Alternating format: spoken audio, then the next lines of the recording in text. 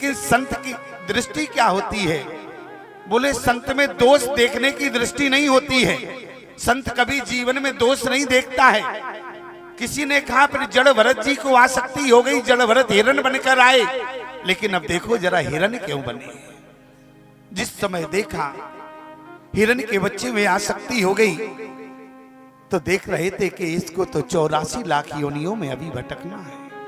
भजन के प्रभाव से देखा इतने ज्ञानी थे कि 84 लाख योनियों में बिना मतलब का भटकेगा, लेकिन इस हिरण के बच्चे का कल्याण कैसे हो? तो एक बात याद रखना प्यारे, हिरण के बच्चे का कल्याण कैसे हो? तो हिरण के बच्चे के लिए हिरण बनकर आए। क्यों? क्योंकि खग समझे खग ही की भाषा, उसको वेद पढ़ाएं सब कुछ करें लेकिन समझ में ना आए। और जब हिरण बनकर आए तो क्योंकि ज्ञान नष्ट नहीं होता है अध्यात्म में, तो जब हिरण बनकर आए तो पहले हिरण के बच्चे का उद्धार किया, इसके बाद में अपना उद्धार किया। और कहने का मतलब जब हिरण के बच्चे में आसक्ति हो गई तो जब मर तो गए लेकिन फिर याद रहा। और जब दूसरी बार एक ब्राह्मण कुल में जन्म लिया तो बात सारी याद रही। तो उन्होंने कहा कि अब हम ऐसा कोई काम नहीं करेंगे जिससे हमें फिर हिरण बनना पड़े। तो क्या किया? तो उसी समय सुखदेव जी कहते हैं राजा परीक्षित से, राजन उन्हें याद तो रहा अगले जन्म में जब ब्राह्मण के यहाँ आए तो ऐसा बर्ताव करने लगे कि लोग उन्हें पागल ही समझने लगे। लोग उन्हें पागल ही समझने लगे और लोग उन्हें पागल ही समझ रहे थे प्यारे। तो पिता तो चले गए, माता पिता का स्वर्गवास हो गया। 5 भाई थे, उन्होंने इनकी खटिया उठाई सो खेत में डाल दी। बोले अब ये घर में क्या करेंगे, पागल हैं तो वहीं खेत रखाएंगे। और वहां डाकुओं को जरूरत पड़ी नरबली की तो इनकी ही खटिया उठाकर ले गए। और जैसी इनकी बलि देने लगे वहां दुर्गा मैया प्रकट हो गई और वहीं प्यारे वहां पर डाकुओं से तलवार लेकर उनका ही सर काट दिया। और जैसे ये बच गए तो ज्यादा प्रसन्नता तो नहीं हुई कि मैं बचकर आ गया, लेकिन इसके बाद प्यारे रघुगण की पालकी जा रही थी, सत्संग के लिए जा रहे थे। उसी समय जड़ भरत ने देखा, जड़ भरत तो ऐसे ही जा रहे थे लेकिन उनका एक कहार था वो बीमार हो गया।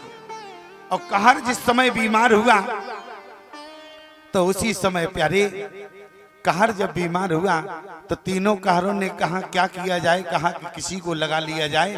तो देखा तो सामने से जड़ भरत जी चले आ रहे थे, अट्टे खट्टे थे, मोटे थे, तो इनको ही पकड़कर लगा लिया।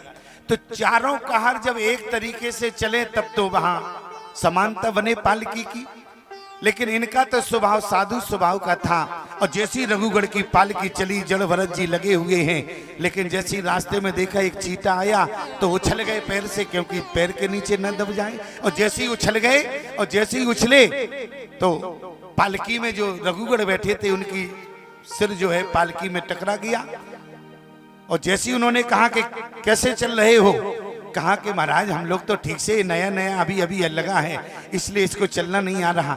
और जैसे ही देखा उन्होंने झांक के तो मोटे माटे अट्टे कट्टे थे तो व्यंग करने लगे। बोले वाह ये तो बड़े मोटे ताजे हैं, आहा इन पर तो बहुत वजन लाद दिया, व्यंग किया।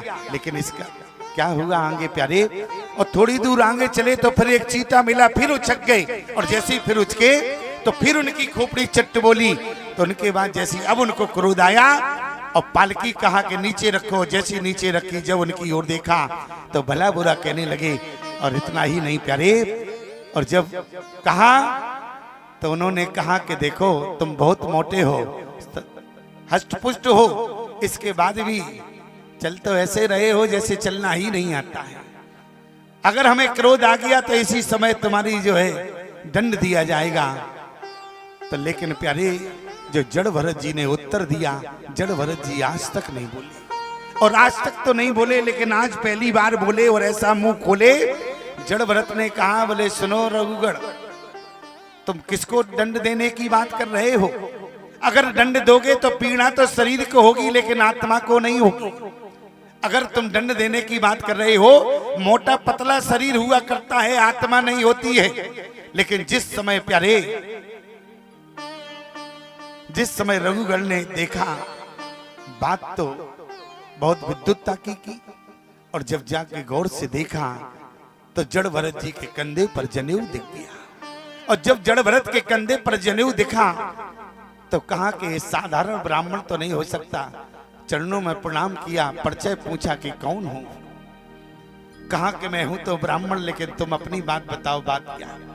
बोले आपने जो कहा है, जड़ भरत जी ने वो उत्तर दिया। प्यारे रघुगण ने कहा एक बात पूछना चाहते हैं आपसे। बोले पूछिए। बोले आपने जो उदाहरण दिया है, क्योंकि रघुगण ने कहा आप मोटे हैं न पतले हैं, जिससे आत्मा को, एक बात बताओ, अगर किसी भगोनी में चावल पक रहे हो अग्नि के माध्यम से, तो चावल के अंदर के उस सारे चावल पक जाते हैं, लेकिन जिस समय जड़ भरत जी ने कहा जो उदाहरण दे रहे हो तो वो ठीक है, चावल भी देखे जाते, अग्नि देखी जाती है, पानी देख सकते हो, जल को हम देख सकते हैं, लेकिन जो तुम आत्मा की बात कर रहे हो, इस दृष्टांत को इससे नहीं घटाया जा सकता, क्योंकि आत्मा को न छुआ जाता है न ही देखा जा सकता है। और जिस समय उत्तर दिया तो रघुगण के कान खड़े हो गए, और इतना ही नहीं, रघुगण ने उनके चरणों में प्रणाम किया। देखो मुझे ब्राह्मण से बहुत डर लगता है। क्यों? बोले ब्राह्मण अगर नाराज हो जावे तो कुलम समूलम, अगर ब्राह्मण शराब दे देवे, ब्राह्मण नाराज हो जाए, अगर प्रसन्न हो जाए तो माला माल कर दे, और नाराज हो जाए तो पता नहीं कौन सी घटना घट जाए। एक दंडक नाम के राजा थे, और भृगु ऋषि की बेटी के साथ छेड़खानी कर दी। भृगु ऋषि को पता चला तो दंडक नाम के राजा को श्राप दिया, जहां तक तुम्हारा राज्य है घनघोर वन बन जाए।